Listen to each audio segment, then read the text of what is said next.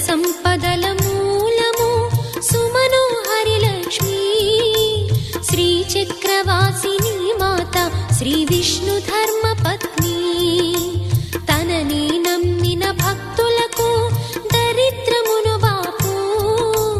కొలిచెడి వనితల కొంగులలో బంగారము నింపు అష్టలక్ష్ముల రూపున అవతారం దాల్చినది కష్టములను తొలగించగా భూమిలో వెలసినది లక్ష్మీదేవి కథా శ్రీ లక్ష్మీదేవి కథా లక్ష్మీదేవి కథా శ్రీ లక్ష్మీదేవి కథా